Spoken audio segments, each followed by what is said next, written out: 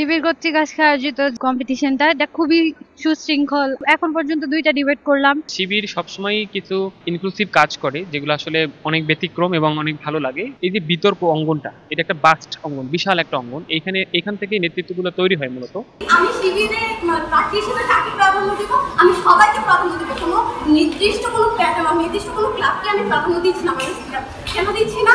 কারণ আমি চাই আমার শিবিরে আমার প্যানেল হিসেবে আমি যোগ্য নেতৃত্ব দিতে চাই, যে আমার শিবির আমার সংগঠনকে, রাজনৈতিক সংগঠনকে দান করতে পারে। এবং বর্তমানে এই শিবিরের এই সংগঠন থেকে পরবর্তীতে হচ্ছে জাতীয় পর্যায়ে নেতৃত্ব আসবে। আমি যে জাতীয় পর্যায়ে নেতৃত্ব, সেখানে শুধুমাত্র এই যোগসূতে আমার ক্লাবের পরিচিতি আছে বলে আমি কাউকে না কিনতে পারি না। আমাদের প্রধানমন্ত্রী বলে গেছে যে অবকাশ ভ্রমণকে প্রাধান্য দেওয়ার অর্থটা কি? অবকাশ ভ্রমণকে প্রাধান্য দেওয়ার অর্থ হচ্ছে যে প্যানেলের শিবিরের আমাদের সদস্যদের মধ্যে যারা অবকাশ ভ্রমণের ক্লাবগুলোর সাথে সংশ্লিষ্ট আছে তাদেরকে আমরা প্যানেলে রাখার ক্ষেত্রে অগ্রাধিকার। তো এইখানে হচ্ছে আমরা কিন্তু এর মানে এই না যে পুরো প্যানেলটাই হচ্ছে আমরা অবকাশ ভ্রমণ থেকে নিয়ে আসছি। শিবির কর্তৃক আজকে আয়োজিত যে ডিবেটিং কম্পিটিশনটা এটা খুবই সুশৃঙ্খল। আর এখানে আমি এখনো পর্যন্ত কোনো রকম বিশৃঙ্খলা দেখতে পাইনি। সবাই খুব কোঅপারেটিভ, তাদের সর্বোচ্চটা দিয়ে চেষ্টা করছে সবকিছুকে সঠিকভাবে মেনটেন করার। এটা হচ্ছে আমাদের নতুন প্রজন্মের জন্য, যারা আমাদের নতুন ব্যাচ যারা আসছে তাদের জন্য একটা ইন্সপিরেশন বিষয়, যে তারা দেখতে পাচ্ছে যে শিবির এত সুন্দর একটা ডিবেটিং এর আয়োজন করছে।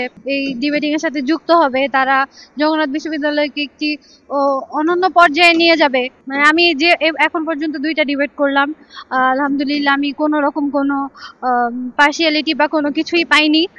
খুবই সুন্দরভাবে সবকিছু চলছে। শিবির সবসময়ই কিছু ইনক্লুসিভ কাজ করে যেগুলো আসলে অনেক ব্যতিক্রম এবং অনেক ভালো লাগে। বিতর্কের একটা অঙ্গনে তারা হচ্ছে বাজেট প্রণয়ন করে এত বড় একটা আয়োজন করেছে, সত্যি অনেক অনুভূতি ভালো। আমি বিচারক হিসেবে আজকে এখানে জয়েন করেছি। তবে এখানে সব থেকে ভালো লাগার বিষয়টা হচ্ছে যে এই যে বিতর্ক অঙ্গনটা, এটা একটা বাস্ট অঙ্গন, বিশাল একটা অঙ্গন। এখান থেকে নেতৃত্বগুলো তৈরি হয় মূলত। এবং সাধারণ শিক্ষার্থীরা যদি বিতর্ক নিয়ে সচেতন থাকে কিংবা নিয়মিত বিতর্ক করে, অনুশীলন করে, তাহলে আমরা পরবর্তীতে দেখতে পাবো বাংলাদেশের জাতীয় অঙ্গনে যে রাজনৈতিক প্ল্যাটফর্মগুলো আছে সেখানে এই জায়গা থেকে তারা যেতে পারবে, ঠিক আছে। এবং এই যে তারা যে আয়োজনটা করেছে, এখানে হচ্ছে বেশিরভাগ সাধারণ শিক্ষার্থীরাই তাদের প্রত্যেকটা মানে ডিপার্টমেন্ট থেকেই তারা এখানে জয়েন করেছে।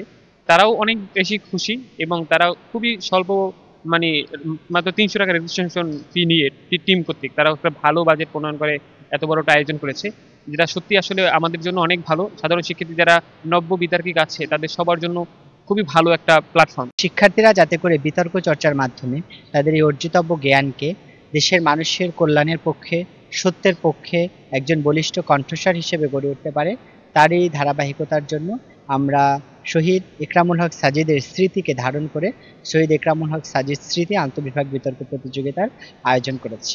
24টা টিমেই 24টা ডিপার্টমেন্ট থেকেই আমাদের অংশগ্রহণ করেছে। সবগুলো মিলে একটা উৎসবমুখর পরিবেশ হচ্ছে আয়োজন ছিল। আমরা আমাদের জগন্নাথ বিশ্ববিদ্যালয়ের বাইরে থেকে অনেক বিশ্ববিদ্যালয় থেকে অনেক ভালো ভালো বিচারক নিয়ে আসার চেষ্টা করেছি।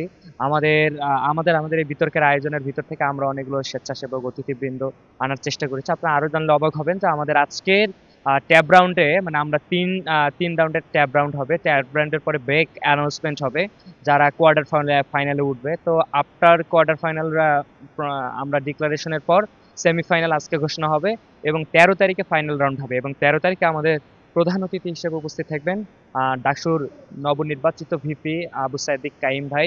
আমাদের আন্তর্জাতিক এবং জাতীয় রাজনীতি সবগুলো মিলেই আমরা একটা বিতর্কের আয়োজন করেছি।